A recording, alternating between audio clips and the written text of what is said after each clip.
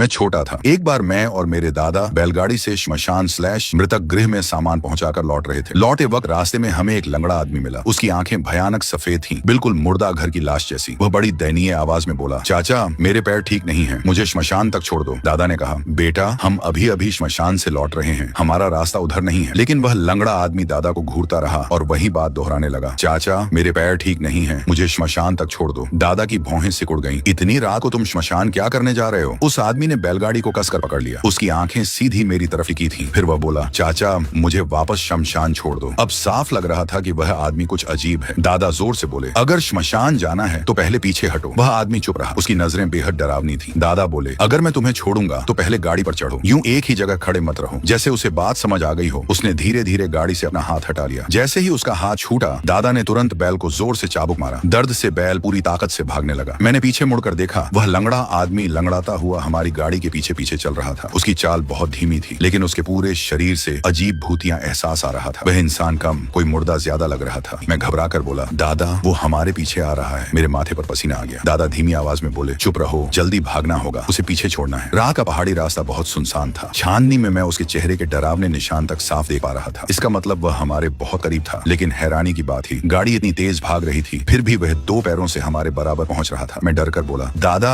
वो और करीब आता जा रहा है। दादा का चेहरा उतर गया। वे जान बचाने की तरह लगातार चाबुक मार रहे थे। मजबूती से पकड़ कर बैठो। मैंने गाड़ी को कसकर पकड़ लिया और फिर पीछे देखा, लेकिन इस बार वहाँ कोई नहीं था। वह लंगड़ा आदमी गायब हो चुका था। चारों तरफ सन्नाटा था, सिर्फ बैल की आवाज सुनाई दे रही थी। मैंने राहत की सांस ली। दादा वो गायब हो गया। हमने उसे पीछे छोड़ दिया। लेकिन मेरी बात पूरी होते ही दादा का चेहरा अचानक सफेद पड़ गया, जैसे उन्होंने कोई बहुत भयानक चीज देख ली हो। मैं घबरा कर बोला, दादा क्या हुआ? दादा ने गंभीर आवाज में कहा, जब हम पहाड़ी मोड़ पार करेंगे, चाहे तुम्हें कुछ भी दिखाई दे या सुनाई दे, बिल्कुल आवाज मत निकालना, याद रखना। मुझे समझ नहीं आया कि दादा अचानक इतने डरे हुए क्यों हैं, लेकिन मैंने सिर हिला दिया। ये रास्ता हम अक्सर तय करते थे, लेकिन उस रात न जाने क्यों बार बार ऐसा लग रहा था जैसे जंगल के अंदर कोई हमें घूर रहा हो। अचानक दूर झाड़ियों में कुछ हिलने की आवाज आई, जैसे कोई चीज जंगल के अंदर चल रही हो। दादा ने तुरंत बैलगाड़ी रोक दी और दूर घूरने लगे। डर के मारे मेरी सांसें तक अटक गई थी। दादा बोले, अगर मैं कहूँ भागो तो पूरी ताकत से भागना, समझे? मैंने कांपती आवाज में कहा, हाँ। तभी दूर से घोड़ों का एक जत्था दिखाई दिया। उनमें 4-5 जवान आदमी थे। उन्हें देखकर दादा ने राहत की सांस ली। उनमें से एक आदमी बोला, भाई एक मदद चाहिए, हमें गांव तक छोड़ दो। दादा ने उस आदमी को पहचान लिया। उसका नाम झांग क्यांग था। वह मुर्दा घर में खाना बनाता था। वह बोला, इतनी रात को अभी तक बाहर क्या कर रहे हो? दादा ने जवाब दिया, अभी सामान देकर लौट रहे हैं, रास्ते में देर हो गई। झांग क्यांग बोला, कुछ दिनों से रात में बाहर मत निकला करो, हालात ठीक नहीं है। दादा ने पूछा, क्या हुआ? झांग क्यांग ने भारी आवाज में कहा, मुर्दा घर से एक मर्द की लाश गायब हो गई है, हम उसी को ढूंढ रहे हैं। ये सुनते ही दादा का चेहरा बदल गया। उन्होंने पूछा, उसकी उम्र कितनी थी, शक्ल कैसी थी? झांग क्यांग ने सिर हिलाया, ठीक से नहीं पता, बस इतना पता है कि वो एक आदमी की लाश थी। उसे दाह संस्कार के लिए लाइन में रखा गया था, लेकिन उसी दौरान गायब हो गई। सीसीटीवी देखा गया, लेकिन अजीब बात यह थी कि उसी वक्त बिजली चली गई थी। मृतक के घर वाले लगातार हंगामा कर रहे हैं। उन्हें लगता है कि मुर्दा घर वालों ने लाश बेच दी है। झांग क्यांग की आंखों के नीचे काले घेरे थे। साफ दिख रहा था कि वह कई दिनों से सोया नहीं था। उसने कहा, रात बहुत हो चुकी है, तुम लोग आज मेरे घर रुक जाओ। लेकिन फिर उसने सिर हिलाया और बोला, पहले तुम्हें गांव छोड़ दें, उसके बाद हमें वापस जाकर उस लाश को ढूंढना है। मेरे दादाजी के माथे पर पसीना चमक रहा था। उन्होंने कहा, अभी जब मैं लौट रहा था, रास्ते में एक लंगड़ा आदमी मिला। वह बार बार मुझसे कह रहा था कि उसे श्मशान गृह तक छोड़ दूं। वह बहुत अजीब लग रहा था, इंसान जैसा नहीं। कहीं वही तो वो लाश नहीं जिसे तुम लोग ढूंढ रहे हो? एक आदमी बोला, भाई मैं 5 साल से श्मशान गृह में खाना बना रहा हूँ, आज तक किसी भूत प्रेत जैसी लाश से सामना नहीं हुआ। तुम खुद को मत डराओ, मेरा अंदाजा है कि वो लाश शायद जंगली भेड़िए उठा ले गए होंगे। दादाजी चुपचाप गंभीर चेहरा बनाए रहे। जब झांग छांग मुझे और दादाजी को गांव छोड़ने लगा तो मैंने कृतज्ञ होकर कहा, आप लोगों का धन्यवाद, अब अंधेरा हो गया है, बाहर सुरक्षित नहीं है, आप लोग आज रात हमारे घर रुक जाइए, सुबह उजाला होने पर तलाश करना। लेकिन झांग छांग ने मना कर दिया, नहीं, ऊपर से जल्दी दबाव है, हमें नानशी को ढूंढना ही होगा। चाचा आप जल्दी घर जाइए, हम चलते हैं। ये कहकर वह अपने साथियों को लेकर चला गया। दादाजी ने भौहें सिकोड़ ली और जल्दी जल्दी मुझे घर ले आए। घर पहुंचते ही दादी ने पूछा, आज इतनी देर कैसे हो गई? दादाजी बोले, पूछो मत, लौटते वक्त एक पागल आदमी मिल गया था, बार बार कह रहा था कि उसे श्मशान गृह छोड़ दूं। अच्छा हुआ झांग छांग और उसके लोग मिल गए, तभी मैं और छोटा शुइन्यू सुरक्षित गांव लौट आए। दादी ने चेतावनी दी, रात में चलते वक्त सावधान रहा करो, कहीं कोई अशुभ चीज न मिल जाए। आगे से श्मशान गृह में सब्जी देने जल्दी जाया करो और जल्दी लौट आया करो, रात में मत भटका करो। मैंने भी सिर हिलाया। सच में रात के सुनसान रास्तों पर चलते चलते कभी कभी भूत जैसी चीजें भी मिल सकती हैं। दादी ने दादाजी को घूर कर डांटा, रात में ऐसी भूत प्रेत की बातें मत किया करो। मैं भी डर के मारे सहमा हुआ था। मैंने कहा, आज झांग छांग बता रहा था कि श्मशान गृह से एक पुरुष की लाश गायब हो गई है, वे लोग उसी को ढूंढ रहे थे। दादी बोली, आजकल लाशें भी महंगे दामों में बिकती हैं, चोरी हो जाए तो कोई बड़ी बात नहीं, चलो अब बहुत देर हो गई है, सो जाओ। मैं चुपचाप सिर झुकाए बैठा रहा। अगली सुबह दादी सब्जियां गाड़ी पर रख रही थी। उन्होंने कहा, आज जल्दी निकल जाना। दादाजी ने जवाब दिया, ठीक है। इतने में आंगन में 2 पुलिस वाले आ गए। उनमें से एक उम्र दराज पुलिस वाला हमारे गांव का ही था। उसका नाम झाओ डोंग था। दूसरा जवान पुलिस वाला हमारे लिए अनजान था। दादाजी ने पूछा, अरे डोंगा जी तुम यहाँ? झाओ डोंग बोला, मैं गाँव में कुछ पूछताछ करने आया हूँ। कल रात श्मशान गृह से 4 आदमी गायब हो गए। देखो क्या तुमने इन्हें कहीं देखा है? दादाजी ने तस्वीरें देखते ही चेहरे का रंग बदल लिया। उन्होंने कहा, हाँ कल रात पहाड़ी रास्ते में मिले थे। झाओ डोंग की आंखें फैल गईं। उसने घबरा कर पूछा, फिर वे लोग कहाँ गए? दादाजी बोले, वे मुझे और छोटे शुइनियों को गांव छोड़कर वापस चले गए थे। कह रहे थे कि पहाड़ पर जाकर लाश ढूंढेंगे। श्मशान गृह से एक पुरुष की लाश गायब हुई थी और वहाँ काफी हंगामा मचा हुआ था। झाओ डोंग ने भौहें सिकोड़ ली। उसने फिर पूछा, इसके अलावा उन्होंने और कुछ कहा था? नहीं। हाल में तुम्हें कोई संदिग्ध आदमी दिखा? दादाजी बोले, कल रात जब मैं सब्जियां देकर लौट रहा था तब एक पागल जैसा आदमी मिला। वो लगातार कह रहा था कि उसे श्मशान गृह ले चलूं। मैं डर गया और भागता हुआ गांव की ओर आया। झाओ डोंग ने पूछा, तुम्हें उसका चेहरा याद है? हाँ। कद छोटा था, लंगड़ा था और चेहरे पर लंबा निशान था, बिल्कुल कनकजूरा जैसा। इतना सुनते ही पास बैठा जवान पुलिस वाला नोट लिखते लिखते कांप गया। उसकी आंखों में डर साफ दिखाई दे रहा था। फिर झाओ डोंग ने जेब से पुरानी पीली पड़ चुकी तस्वीर निकाली और कहा, ध्यान से देखो, क्या कल रात तुमने इसी आदमी को देखा था? दादाजी ने तस्वीर गौर से देखी और तुरंत बोले, हाँ यही आदमी था। झाओ डोंग लंबे समय तक चुप रहा। दादाजी ने बेचैनी से पूछा, क्या बात है? उस आदमी के साथ कुछ हुआ है क्या? झाओ डोंग बोला, जब तक मामला पूरी तरह साफ नहीं हो जाता तुम लोग बेहतर होगा कि श्मशान गृह सब्जी देने मत जाओ, और अगर जाना भी पड़े तो दूसरा रास्ता इस्तेमाल करना। दादाजी ने कहा, डोंग जी तुम हमारे गांव के ही हो, सच सच बताओ आखिर मामला क्या है? झाओ डोंग ने गंभीर आवाज में कहा, जांच पूरी होने से पहले मैं कुछ नहीं बता सकता। अब हमें और घरों में पूछताछ करनी है। अगर तुम्हें कोई खबर मिले तो तुरंत बताना, ठीक है? इसके बाद झाओ डोंग और वह जवान पुलिस वाला वहाँ से चले गए। दादी घबरा कर बोली, अगर पुलिस तक पहुँच गई बात तो जरूर कोई मर चुका है। मैंने भी चिंता से कहा, कहीं झांग छियांग और उसके साथियों के साथ कुछ बुरा तो नहीं हो गया? लेकिन 4 जवान आदमी अचानक कैसे गायब हो सके हैं? दादी ने धीमी आवाज में कहा, कौन जाने, जब से पीछे वाली पहाड़ी पर श्मशान गृह बना है तब से कभी शांति नहीं रही। मैंने पहले ही उन्हें समझाया था कि पीछे की पहाड़ी कभी कब्रिस्तान हुआ करती थी, लेकिन वो माने ही नहीं। जिद करके वहीं श्मशान गृह बनवा दिया। अब भुगतो, हर दूसरे तीसरे दिन कोई ना कोई अजीब घटना हो जाती है। तभी चेन शेन हांफता हुआ भीतर भागता आया। वह घबराई आवाज में बोला, मुसीबत हो गई, पीछे वाली पहाड़ी पर लोग मर गए। दादाजी कुछ पल के लिए स्तब्ध रह गए। उनकी आंखें फैल गईं। कौन कौन मर गया? पता नहीं, 4 लोग मरे हैं। चलिए जल्दी चलकर देखते हैं। हम सब तुरंत पीछे वाली पहाड़ी की ओर दौड़े। वहां पहुंचकर देखा कि झाओ डोंग और वह जवान पुलिस वाला भी मौके पर मौजूद थे। पेड़ से 4 लाशें लटक रही थी। मरने वाले और कोई नहीं बल्कि झांग क्यांग और उसके साथी थे। भूतों की बात करने वाला आदमी कुछ पल के लिए जड़ हो गया। झांग क्यांग और उसके साथियों की हालत बेहद डरावनी थी। उनके कपड़े जगह जगह से फटे हुए थे। उनकी जीभ लगभग 1 फुट बाहर निकली हुई थी और आंखें फटी की फटी रह गई थी। ये बिल्कुल भी आत्महत्या जैसा नहीं लग रहा था। तभी भीड़ में किसी ने चिल्लाकर कहा, भूत! ये काम जरूर किसी भूत का है। ये सुनते ही सबके चेहरे उतर गए। हर किसी की आंखों में डर साफ दिखाई दे रहा था। झाओ डोंग ने ऊंची आवाज में कहा, सब लोग बकवास बंद करो, इस दुनिया में भूत वूत कुछ नहीं होते। झाओ डोंग ने ये बात खत्म की, मेरी नजर जंगल की गहराई में हिलती हुई झाड़ियों पर पड़ी। झाड़ियों के बीच मुझे आधा चेहरा दिखाई दिया। वो वही लंगड़ा आदमी था। मैं डर के मारे कांप गया और दादाजी का हाथ पकड़कर धीरे से बोला, दादाजी मैंने उस लंगड़े आदमी को देखा, वो जंगल में है। दादाजी की भौहें सिकुड़ गईं। वह झाओ डोंग के पास गए और धीमी आवाज में बोले, डोंग जिसे तुम ढूंढ रहे हो वो यहीं आसपास है। कहाँ? दादाजी ने जंगल की ओर इशारा किया। झाओ डोंग ने उस दिशा में देखा और पास खड़े जवान पुलिस वाले को आंखों से इशारा किया। दोनों धीरे धीरे जंगल के भीतर बढ़ने लगे, लेकिन जब वे अंदर पहुंचे वहाँ कोई नहीं था। मैं उलझन में पड़ गया। मैंने तो उसे साफ देखा था, फिर वो अचानक गायब कैसे हो गया? तभी भीड़ में से एक औरत निकलकर सामने आई। उसके चेहरे पर साफ दिखाई दे रहा था कि दुख और थकान ने उसे तोड़ दिया है। वह रोते हुए बोली, पुलिस वाले साहब मेरी बेटी की लाश ढूंढ दीजिए। वो अभी सिर्फ 18-19 साल की थी। उसकी लाश आखिर गायब कैसे हो गई? झाओ डोंग ने तुरंत उसे शांत करने की कोशिश की। आप चिंता मत कीजिए, आपकी बेटी की लाश हम जरूर ढूंढ निकालेंगे। औरत फूट फूट कर रोने लगी। पुलिस वाले साहब क्या मेरे पति की लाश मिली? झाओ डोंग ने कहा, मिसेस चेन हम अभी भी आपके पति को ढूंढ रहे हैं। बहुत संभावना है कि वो अभी जिंदा हो। लेकिन औरत सिर हिलाकर रोती रही। जब से मेरी बेटी की लाश गायब हुई है मेरे आदमी की जैसे अक्ल ही चली गई। वो बार बार आत्महत्या की बातें करता था। मैंने उसे कई बार ऐसा करते देखा। इस बार मैं उसे रोक नहीं पाई। शायद अब वो मर चुका है। झाओ डोंग ने पास खड़े जवान पुलिस वाले से कहा, शाओ लियू पहले मिसेस चेन को आराम करने ले जाओ, फिर थाने फोन करके कुछ और लोगों को यहाँ बुलाओ। जवान पुलिस वाले ने सिर हिलाया और उसे लेकर चला गया। दादाजी बोले, बुढ़िया मैं अब तमाशा नहीं देखूंगा। मुझे श्मशान गृह में सब्जियां पहुंचानी है। जिंदगी तो चलानी ही पड़ेगी। छोटे पानी वाले भैंसे को भी साथ ले जाना, रास्ते में तुम्हारी मदद करेगा। उसे मत ले जाओ, मुझे डर है कहीं वो सुरक्षित न रहे। मैं तुरंत बोला, दादाजी मैं आपके साथ चलूंगा। मुझे उनकी सुरक्षा की चिंता हो रही थी। दादाजी मुझे साथ लेकर गधे वाली गाड़ी से श्मशान गृह की ओर निकल पड़े। दोपहर तक हम वहां पहुंच गए। इस बार सब्जियां लेने कोई नया आदमी आया था। दादाजी ने उससे पूछा, बेटा सुना है श्मशान गृह से कोई मर्द की लाश गायब हो गई थी? वह आदमी कुछ पल के लिए चौंक गया। क्या मर्द की लाश? नहीं, गायब तो औरत की लाश हुई थी। मैं भी हैरानी से उसकी ओर देखने लगा। वह अविश्वास से बोला, लेकिन मैंने तो सुना था कि मर्द की लाश गायब हुई है। नहीं, लड़की की लाश थी, कोई 18-19 साल की लड़की। शायद किसी ने उसे चुरा लिया। इतना कहकर उसने गहरी सांस ली। दादाजी ने पूछा, बेटा क्या श्मशान गृह में लाशों का गायब होना आम बात है? मैं भी अभी नया आया हूँ, यहाँ की बातें मुझे ज्यादा नहीं पता। इतना कहते कहते मेरी नजर दीवार पर टंगी एक तस्वीर तस्वीर पर पड़ी। मैंने पूछा, भैया ये कौन है? इसकी तस्वीर यहाँ क्यों टंगी है? तस्वीर में वही लंगड़ा आदमी था जिसे हमने पिछली रात देखा था। वह आदमी बोला, इसका नाम लियू फू है, जिसकी बेटी की लाश गायब हुई थी। वह लगातार श्मशान गृह में आकर हंगामा करता रहता था। वहाँ के प्रबंधकों ने उसे नीचा दिखाने और चिढ़ाने के लिए उसकी तस्वीर दीवार पर टांग दी थी। लेकिन अजीब बात यह थी कि वह पिछले 3 दिनों से हंगामा करने नहीं आया था। कहीं झांग क्यांग और उसके लोगों ने उसे मार तो नहीं डाला? होशेंग, ये कैसी बात कर रहे हो? सब्जी लेने वाले आदमी की आंखें हल्की सी हिली, मगर उसने कुछ नहीं कहा। मैंने जेब से सिगरेट निकाली और उसकी तरफ बढ़ा दी। उसने सिगरेट ली, एक अश लगाया और धीरे से बोला, लियू फू